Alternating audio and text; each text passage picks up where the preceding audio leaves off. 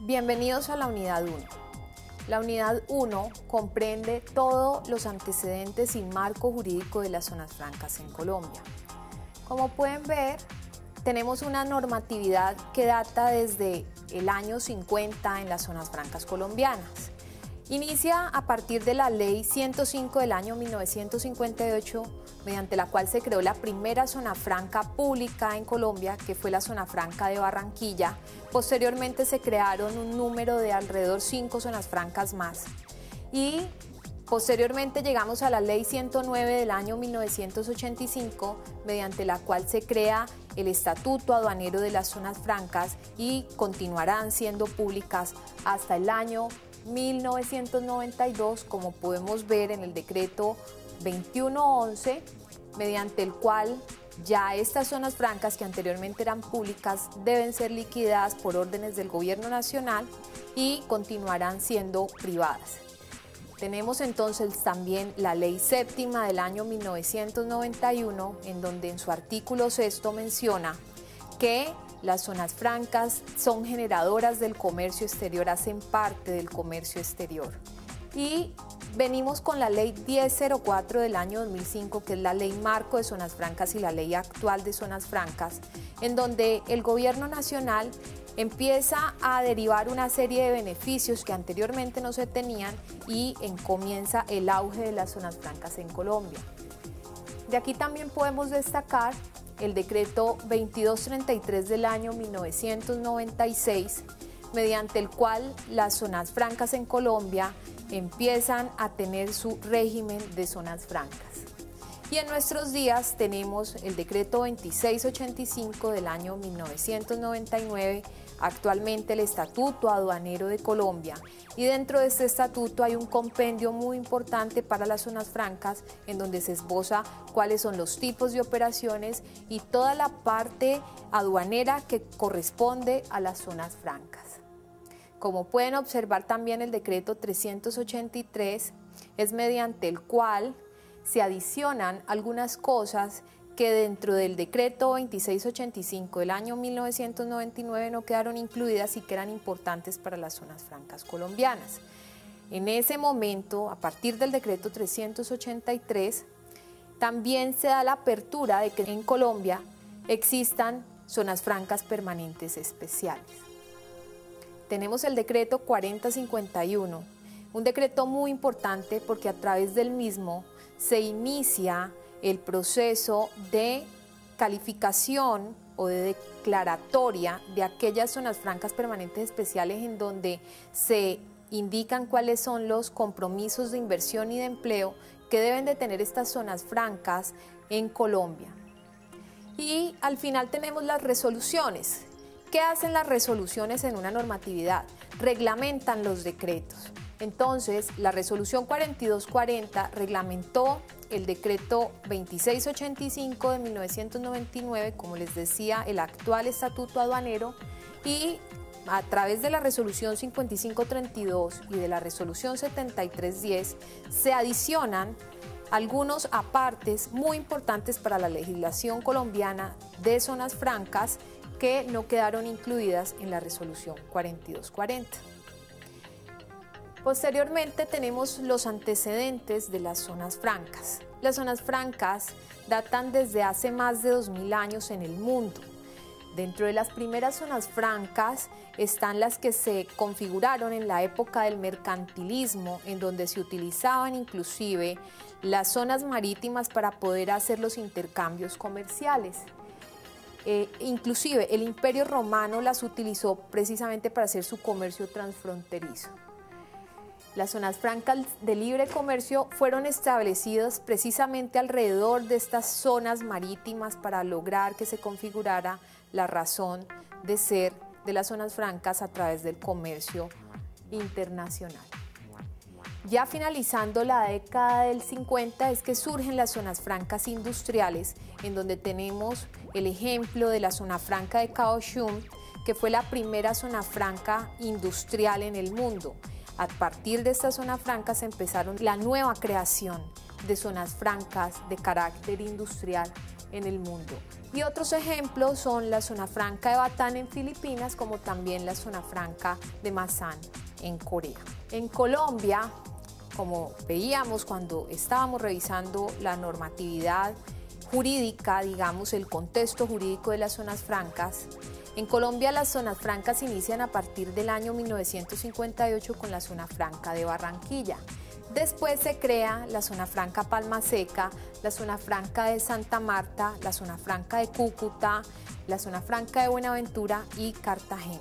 Estas zonas francas estuvieron conservándose hasta la Ley 1004 del año 2005, en donde se da la apertura a través del decreto 383 de 2007 a que se creen otro tipo de zonas francas. Entonces, hasta la ley 1004 del año 2005 contábamos con 11 zonas francas en Colombia. Aquí viene algo muy interesante. ¿Cuál era la finalidad anterior de las zonas francas? Las zonas francas básicamente tenían un enfoque exportador. Entonces había el mecanismo de sustitución de importaciones y también había unos incentivos muy importantes para todos aquellos que generaran producción en zona franca y que exportaran esta producción hacia otros países del mundo. A partir del año 1994, precisamente la Organización Mundial de Comercio y todos los países asociados a este tuvieron que empezar un proceso de desmonte de estos incentivos que estaban muy enfocados hacia las exportaciones y le da la orden al gobierno nacional colombiano que inicie ese proceso de desmonte y que genere unas nuevas finalidades y unos nuevos incentivos para las zonas francas colombianas. Este proceso demora alrededor de 9 años, es por eso que para el año 2003 en las zonas francas colombianas los incentivos migraron a ser tales como impuesto de renta preferencial, que hasta el día de hoy se mantiene, y esto gracias a la ley 1004 del año 2005, que como les comentaba actualmente es la ley marco de zonas francas. Por ende, todos los estados que hacían parte de la Organización Mundial de Comercio, alrededor de 124 países en esa época, también migraron a tener unos incentivos diferentes que los que anteriormente se tenían, como era el de las exportaciones. Es muy importante definir qué es una zona franca. Las zonas francas en Colombia y en cualquier parte del mundo tienen una misma definición. Son áreas geográficas dentro del territorio aduanero nacional que para efectos aduaneros y para efectos tributarios y de comercio exterior se pueden considerar extraterritoriales. Es decir, que hacen parte de Colombia, pero que para estos eventos aduaneros, para los eventos de comercio exterior y los eventos tributarios es como si fuera un tercer país, como si estuviéramos hablando que una zona franca es en China, que una zona franca es Chile, Ecuador, Perú o cualquier otro país del mundo. ¿Cuáles son entonces las finalidades que tienen las zonas francas? Las zonas francas ante todo deben de generar inversiones de capital. Lo que queremos en las zonas francas colombianas es precisamente atraer inversión extranjera e inversión nacional, que los empresarios tengan claro que hay unos incentivos muy importantes para hacer que sus industrias sean más competitivas que unas compañías que tal vez no se encuentren dentro de zonas francas. También es generar empleo. El empleo es fundamental porque es el motor que promueve prácticamente el desarrollo social en el país. Es muy importante aclarar que en las zonas francas se enfocan los procesos industriales, es decir, la idea es que se generen procesos productivos altamente industrializados y que a su vez esto permita también generar unas economías de escala. Y por qué no, logísticamente hay algo muy importante en las zonas francas, como la simplificación de procesos de comercio exterior, ya que en estas zonas francas confluyen todos los actores del comercio como agentes de aduana, transportadores, agentes internacionales, está inclusive la DIAN dentro de las instalaciones de las zonas francas y el usuario operador que regula y que administra y supervisa el régimen de zonas francas. Los tipos de zonas francas en Colombia. En Colombia existen las zonas francas permanentes, las zonas francas permanentes especiales y las zonas francas transitorias. Las zonas francas permanentes son aquellas zonas francas multiempresariales, es decir, que al interior de esta área geográfica se ubican varias compañías a las que les llamamos usuarios. Las zonas francas permanentes especiales son zonas francas uniempresariales en donde únicamente se puede establecer un solo usuario, es decir, una única persona jurídica que obtiene todos los beneficios del régimen franco. Y las zonas francas permanentes especiales tienen precisamente una clasificación. Estas pueden ser industriales, pueden ser agroindustriales, pueden ser también zonas francas de servicios, tales como un call center, pueden ser zonas francas de salud, tales como las clínicas, en donde hoy en día hay muchas clínicas en Colombia ya establecidas bajo este régimen, y también hay sociedades portuarias que están constituidas como zonas francas, tales como el caso de la Sociedad Portuaria Regional de Buenaventura, un puerto que es relativamente nuevo, también como terminal de contenedores de Buenaventura, y un proyecto nuevo que viene a ser puerto bajo el régimen de zonas francas en Colombia, como es el Sociedad Puerto Industrial Agua Dulce. Igualmente en Cartagena también está la Sociedad Portuaria de Cartagena establecida como zona franca. Hablábamos hace un momento que en las zonas francas se establecen diferentes tipos de usuarios. Están los usuarios comerciales, industriales de servicios, industriales de bienes y el usuario operador. Entonces, iniciemos explicando qué es el usuario operador o quién es el usuario operador. El usuario operador es una persona jurídica instalada en la zona franca, autorizada precisamente para ser el que dirige y administra y supervisa el régimen de zonas francas al interior de esa área geográfica. Puede operar una o varias zonas francas. También está el usuario comercial. El usuario comercial es aquella persona jurídica también instalada en una zona franca que desarrolla actividades de almacenamiento especialmente. El usuario industrial de bienes es aquel que está instalado en una o varias zonas francas exclusivamente, en el cual se desarrollan procesos industriales, compra o adquiere materias primas para convertirlas en productos terminados.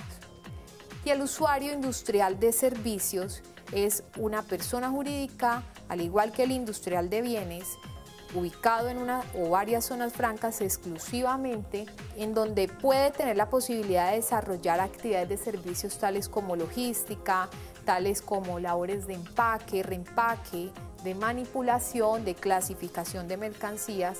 Puede ser un usuario encargado de la parte de telecomunicaciones o puede realizar también investigación científica, tecnológica e inclusive hacer servicios de auditorías. Vamos a revisar entonces cuál es el mecanismo de aprobación de las zonas francas. Las zonas francas permanentes especiales requieren realizar un proceso ante la Comisión Intersectorial de Zonas Francas y es entregarles a ellos algo que se llama un Plan Maestro de Desarrollo General, en donde indican cuál es la finalidad de esa zona franca que se quiere instalar en dicha área geográfica. Allí se debe de indicar cuál va a ser el proceso que se va a llevar a cabo, si es un proceso industrial o si es un proceso de servicios. Y debe de indicar también cuál es el compromiso que adquiere a nivel de inversión y a nivel de empleo. Dicho esto, entonces las zonas francas requieren que la Comisión Intersectorial apruebe este plan maestro y posteriormente la DIAN da o entrega su visto bueno, favorable o no, para que las zonas francas sean declaradas en Colombia. ¿Y cuáles son entonces los requisitos de inversión y de empleo que tienen las zonas francas permanentes y las zonas francas permanentes especiales? Entonces iniciamos por las zonas francas permanentes.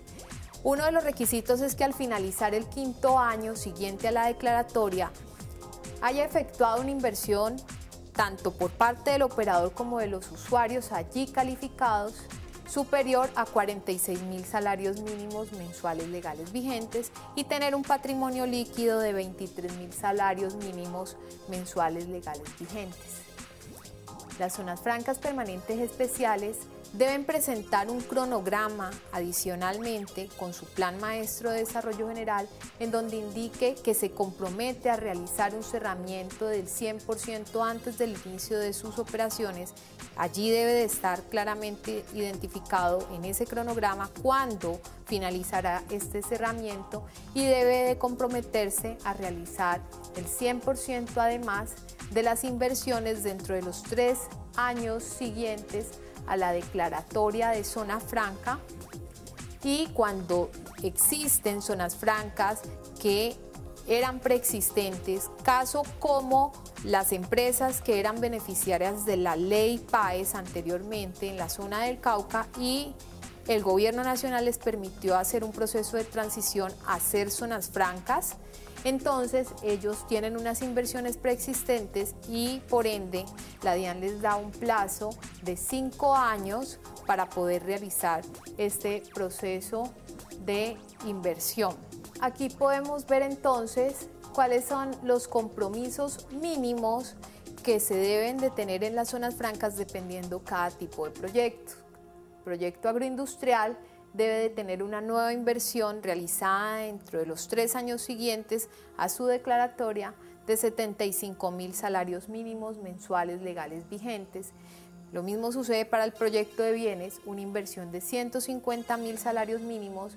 Los proyectos de servicios tienen 3 categorías y pueden realizar unas inversiones de 10.000 a 46.000 salarios mínimos o desde 46.001 a 92.000 o, por qué no, hacer unas inversiones mayoritarias superiores a 92.001 salarios mínimos. Las sociedades portuarias deben de realizar inversiones de 150.000 salarios mínimos y aquellos proyectos preexistentes deben de tener unas inversiones mayores a 692.000 salarios mínimos. Aquí también hay unos compromisos de empleo que se deben de tener en cuenta y deben ser efectuados durante los 3 años siguientes a la resolución de declaratoria. Los usuarios de las zonas francas permanentes también tienen unos compromisos, siempre y cuando los activos totales con los cuales se constituyan las zonas francas estén alrededor de los márgenes de salarios mínimos aquí mencionados. Por ejemplo, una microempresa que tenga unos activos totales inferiores a 500 salarios mínimos mensuales legales vigentes, como pueden observar, no debe generar ningún tipo de compromiso de inversión ni de empleo. No obstante, si los activos totales están en un rango de 500 salarios mínimos a 5.000 salarios mínimos, no genera tampoco inversiones, pero sí debe de generar un número de 20 empleos. Si este rango supera de 5.000 a 30.000 salarios mínimos, entonces debe de generar unas inversiones de 5.000 salarios mínimos, pero también debe de tener un compromiso de generación de empleo de 30. Y si la inversión es mayoritaria, estos usuarios están entonces comprometidos a realizar unas inversiones de 11.500 salarios mínimos y generar también 50 empleos. Estas inversiones y estos empleos también tienen unos requisitos. Entonces la norma nos dice que el requisito de inversión es que sea nuevos activos fijos reales productivos y terrenos. ¿Por qué subrayamos la palabra nuevos activos? Porque la norma también es clara en indicar que si la inversión que se va a realizar es adquirida en activos fijos usados en el país, es decir, en Colombia, no es posible que se catalogue entonces como inversión. Es decir, la inversión debe de ser nueva si se adquieren estos equipos en Colombia o pueden ser usados siempre y cuando sean adquisiciones de otros países. También hay un requisito para el empleo. Estos empleos deben ser, primero, directos, deben ser permanentes y deben ser formales. ¿Cómo se demuestra un empleo de esta categoría? Pues que los empleados tengan un contrato establecido con la empresa y que adicionalmente se demuestre el pago de los aportes y de la seguridad social de este empleado. Estos compromisos se deben ajustar cada año dependiendo de cómo finalicen los estados financieros de este usuario en esta zona franca al cabo del año. Si sus activos totales superaron los márgenes que vimos anteriormente, entonces sus compromisos de inversión y de empleo también pueden ser modificados. Hay unas causales de pérdida de calificación. Entonces, si una zona franca permanente no conserva o no mantiene el cerramiento del área total en un 100%, va a estar inmerso en la pérdida de la declaratoria como zona franca. O, por ejemplo, hablábamos de que él debía presentar ante la Comisión Intersectorial de Zonas Francas un plan maestro en donde se compromete con unos cronogramas a cumplir unas inversiones y un compromiso también de generación de empleo. Si no se cumple con ese plan maestro de desarrollo general, también puede perderse la declaratoria como zona franca. O si no se han realizado las inversiones que mencionábamos anteriormente o no se conservan al finalizar del 5º año por lo menos 5 usuarios instalados en estas zonas francas. Pero si es una zona franca permanente especial, el cerramiento y el plan maestro de desarrollo general también es un factor determinante para considerar si continúa con su declaratoria o no. Es decir, si no cumple también con este cerramiento y con este plan maestro, podrá perder la declaratoria. Y si al finalizar el 3er año no se ha cumplido el requisito que se comprometió a realizar de inversión y de empleo, también puede perder su declaratoria. Tenemos otro tipo de requisitos como que un usuario debe de mantener después del 2º año de puesta en marcha del proyecto el 90% de los empleos que se comprometió a realizar en un inicio. Para un usuario de zona franca, el régimen sancionatorio es drástico. Por ende, si un usuario está inmerso permanentemente en imposición de sanciones, esa es una causal de pérdida de su calificación como usuario de una zona franca. O si se detecta que la obtención de su calificación se hizo a través de medios irregulares, o, por qué no, si se termina también el contrato de concesión que tienen las zonas francas para operar, especialmente las zonas francas públicas que en un momento dado están operando sobre dichos predios públicos, es decir, son zonas francas realmente privadas. Recuerdan que hablábamos que las zonas francas a partir del año 92 empezaron su proceso de liquidación como zonas francas públicas. A partir del año 94 todas las zonas francas en Colombia se privatizaron entonces, pero tenemos también hoy en día zonas francas que operan en predios que son aún del Estado. Algo fundamental: si un usuario de una zona franca se califica y debe de manipular alimentos, pues debe tener las calidades que las autoridades competentes le han otorgado para poderlo llevar a cabo. Si hace procesos de salud, pues debe tener unas acreditaciones nacionales e internacionales para poder desarrollar la actividad de salud. Entonces, si pierde este tipo de acreditaciones o de calidades, es una causal para que pierda así su declaratoria. Aquí lo que tenemos es un balance de las zonas francas en Colombia para el mes de junio del año 2014. Vemos entonces las 11 zonas francas que les manifestaba hace un momento que estaban creadas antes de la Ley 1004 del año 2005, que son zonas francas permanentes, y también posteriormente tenemos las zonas francas que son permanentes especiales. Como vemos, hay unas zonas francas permanentes que se crearon posteriormente a la Ley 1004 del 2005, que son 29 zonas francas para el mes de junio, y tenemos adicionalmente unas zonas francas permanentes especiales creadas después del decreto 383 y su número asciende a alrededor de unas 67 zonas francas en Colombia. Vamos a revisar entonces, para finalizar esta unidad, unos datos de inversión y empleo que me parece interesante que ustedes conozcan respecto a las inversiones que tienen las zonas francas en este momento. Se dice entonces, a través de una publicación de portafolio, que la meta de inversión para el año 2013 ya superaba el 140% de las inversiones comprometidas por todas las zonas francas. No obstante, el empleo se encuentra en un 48%, es decir, que se debe todavía gestionar mucho más para lograr la meta de empleo. Las firmas que al cierre precisamente del año 2013 contaban con el beneficio de las zonas francas habían invertido alrededor de 20.3 billones de pesos. Así pues, estimados estudiantes, finalizamos la unidad 1 y nos vemos en la siguiente unidad.